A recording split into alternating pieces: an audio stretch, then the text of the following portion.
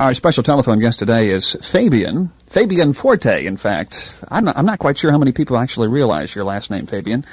I guess not, because the first name is so different, and maybe they don't even think about it. Maybe they think I don't have one. Most people think Fabian is a made-up name, and it's really my correct name. It's from my grandfather. You know, there are very few performers that can get by with just one name, but you mentioned Fabian. There really is only one. Only one Elvis, too, by the way. That's the truth. That's for sure. And there'll never be another one like him. Had you ever worked with Elvis? Never worked with him, but I've been in his company quite a few times. You know, there was a time, and I guess it would be in the late 50s or maybe the early 60s, when you experienced that same kind of crowd hysteria that Elvis experienced. Oh, yeah, and the Beatles and all that. And I guess the crowd still do it, right? Well, it all depends where you're playing. If you're doing a state fair or a concert, yes. If you're in a nightclub situation, it's a little more sedate. But you've actually had your clothes ripped off you, haven't you? Oh, yeah. You know, Elvis, I think, we've heard an awful lot about it. Me. The only time it really bothered me, Ken, when it was snowing in the winter. I wanted to bring that up, too, if that's okay, because we've seen you, or some people have seen you in Playgirl magazine. Yeah, I was in Playgirl, but it was a nice, warm, sunny day. Did you have any hesitation at all about doing that? Yeah, at first, sure I did. Then, I was in charge of it all, so it only took about an hour, and I got out of there. I took a swim. I guess Burt Reynolds sort of started that whole thing. Burt did, sure. And it's kind of caught on. What is your view of women's lib? Whatever they want. It's okay with me, as long as they wind up with me. That's an honest answer, I guess. That whole business, though, I started to mention, we heard so much about Elvis lately and how people said that Elvis was actually taken aback by all of the hysteria that was around him wherever he went. What do you mean taken aback? Surprised. Surprised, of course, everybody. I think I always was and still am. And in fact, I think he feared for his life. At least a lot of the people are saying that now. Yeah, well, that's why I went through the karate lessons and the bodyguards and all that stuff. Is any of that, and I would like an honest answer here, I think you'll give it to me, is any of that kind of thing, no matter who it is, ever started maybe by a few paid extras in the crowd, some girls to get the screaming started? Well, I've never experienced that, and I don't think Presley ever experienced that. I think the stories came from...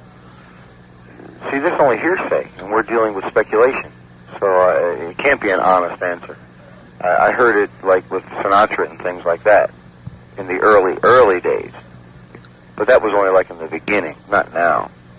Mm-hmm. Because, let's face it, crowd reaction of any kind, be it laughter or screaming or anything, is really contagious. Started, sure. You understand what I'm saying?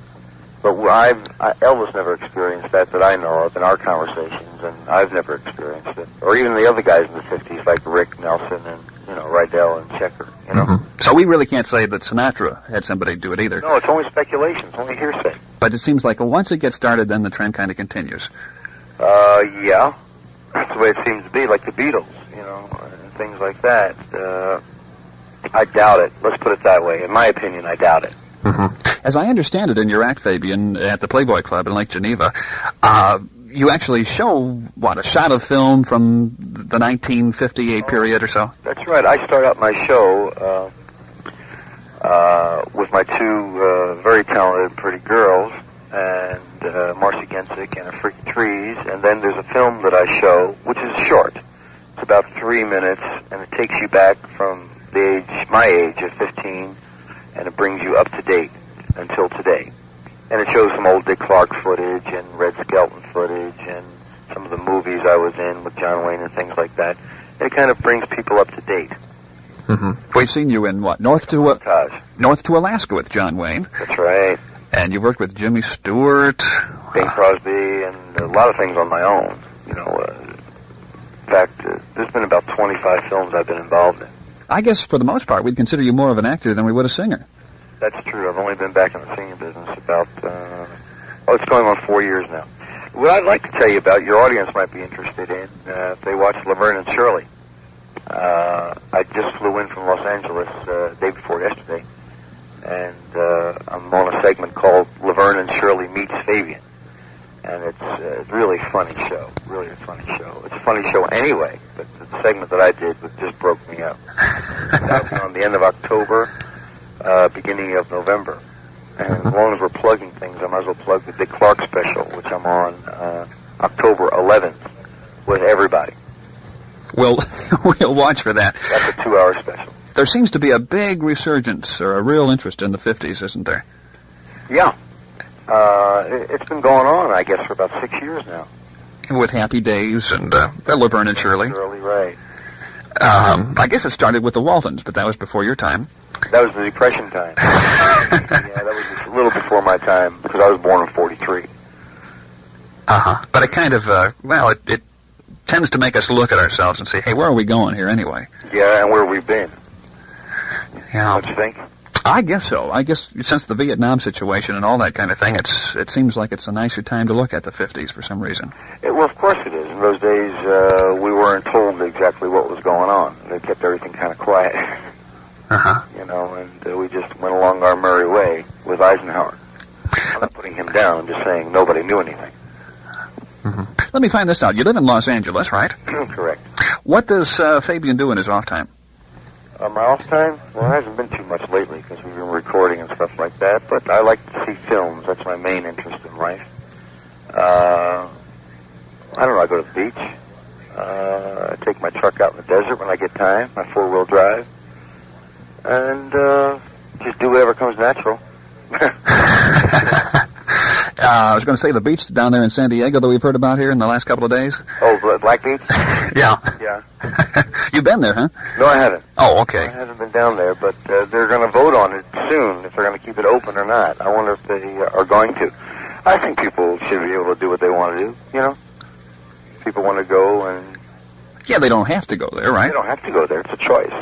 Plus, you got to climb down a big cliff to get down there. And with no clothes on, if you trip, you're in a lot of trouble. Yeah, you want to pack plenty of gauze, I would think. Right, yeah. Cornstarch or whatever. Who have you worked with that you've really considered to be maybe your idol? We mentioned a few really super big names here.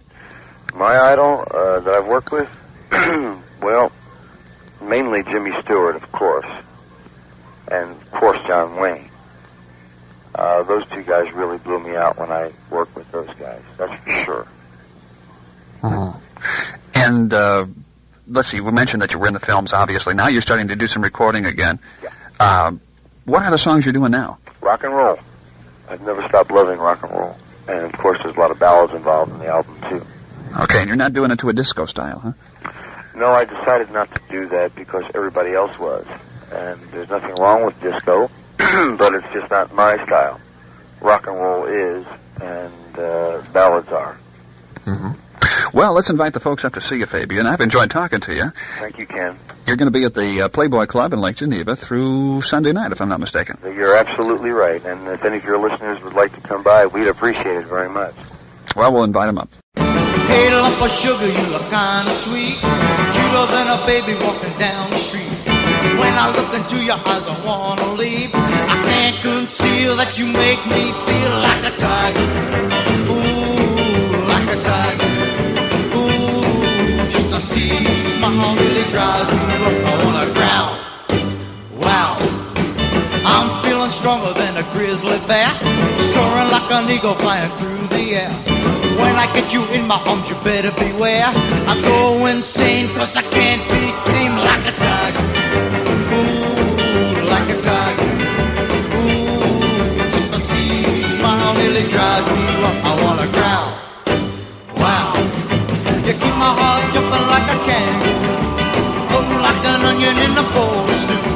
Baby, every time you come, I run like an antelope to get to you. I'm your tiger and you're my mate. Hurry up, buttercup, and don't be late. I might get mad if I have to wait. Come right now, 'cause I'm on the prowl like a tiger. Ooh, like a tiger. Smile really drives me. I wanna growl. Wow.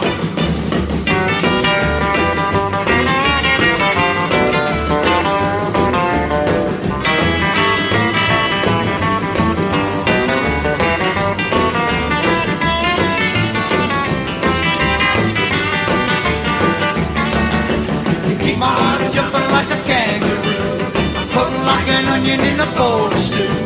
Baby, every time you come to view, I run like like an antelope to get to you. I'm your tiger and you're my mate. Hurry up, buttercup, and don't be late. I might get mad if I have to wait. Come right now, 'cause I'm on the